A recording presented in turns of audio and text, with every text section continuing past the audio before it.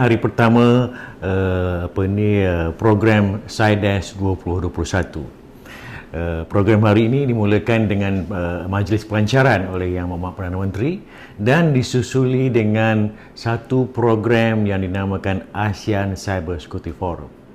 ASEAN Cyber Security Forum adalah satu platform perbincangan di antara negara-negara ASEAN yang juga melibatkan pakar-pakar daripada seluruh dunia.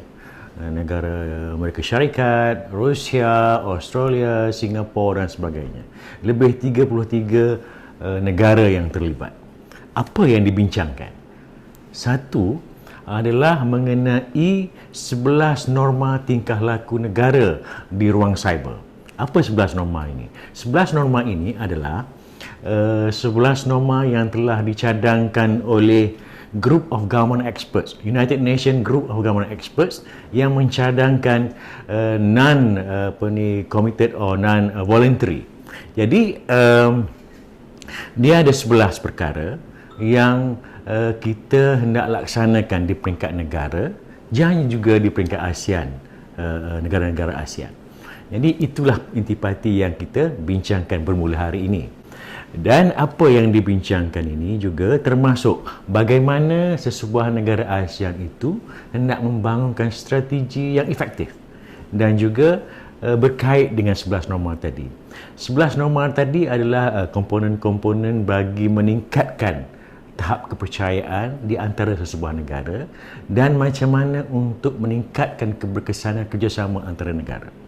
Jadi, hasil perbincangan hari ini saya dapat merumuskan bahawa dalam menjayakan sebarang strategi keselamatan cyber sesebuah negara, ia perlu melibatkan semua komuniti daripada kerajaan, agensi kritikal, syarikat kecil dan sederhana dan rakyat keseluruhannya. Semua orang mesti terlibat dalam menjayakan strategi tersebut. Semua orang perlu dilibatkan. Jadi, kenapa perlu semua orang dilibatkan? Sebab daripada kerajaan, syarikat dan orang ramai ini semuanya tersambung di satu rangkaian yang sama. Jika satu poin itu lemah, lemahlah keseluruhan rangkaian tersebut. Jadi, contohnya, masyarakat membuat pembelian atas talian. Atas talian itu sistemnya oleh satu syarikat. Syarikat ini pula memberi perkhidmatan kepada syarikat yang penting. Syarikat yang penting ini memberi perkhidmatan kepada kerajaan. Jika di peringkat masyarakat itu lemah, satu rantaian ini akan lemah. Jadi semua orang kena terlibat, kena faham, kena ambil tahu mengenai kepentingannya keselamatan cyber itu. Ini juga telah ditekankan oleh Yang Amat Berhormat Perdana Menteri masa pelancaran pagi tadi. Jadi, kepentingan keselamatan cyber ini perlu di semua peringkat masyarakat, daripada anak-anak, belia, ibu bapa dan seterusnya, pekerja-pekerja di syarikat-syarikat dan syarikat kerajaan, swasta ataupun syarikat kerajaan. Jadi, apa yang saya nak tekankan di sini bahawa dalam pelaksanaan strategi keselamatan cyber Malaysia, apa yang hasrat strategi itu adalah kita hendak melaksanakan strategi ini secara apa kita panggil nation approach. Semua terlibat. Kerajaan, syarikat swasta, industri, ahli akademik, orang ramai, NGO. Dalam pelaksanaan tersebut, dia melibatkan pelbagai aspek keselamatan cyber. Keselamatan sistem, keselamatan pengguna. Jadi apa yang kita hendak bagi pengetahuan, skill ini pelbagai peringkat. Contoh, orang yang mentadbir sistem perlu ditingkatkan tahap kemahirannya, tahap pengetahuannya. Bukan sahaja terhadap mengendalikan sistem, tapi tahap dari segi keselamatan cyber itu tadi. Dan bagi orang-orang yang tidak mentadbir sistem, dia menggunakan sistem, dia juga perlu sedar atau mengetahui tentang keselamatan cyber itu tadi. Bagi masyarakat pula, dia kena mengetahui tentang risiko-risiko yang dia perlu ambil uh, dalam dia menggunakan sistem. So dia kena ambil tahu pada tahun 2019 saja, mengikut statistik PDRM, melibatkan kerugian hasil daripada penipuan atas talian adalah sebanyak lebih 400 juta.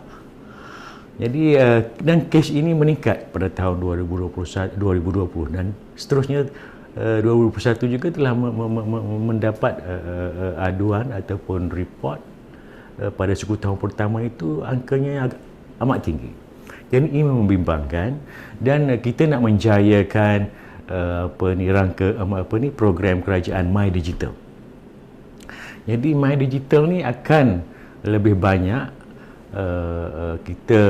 kebergantungan kita kepada infrastruktur digital.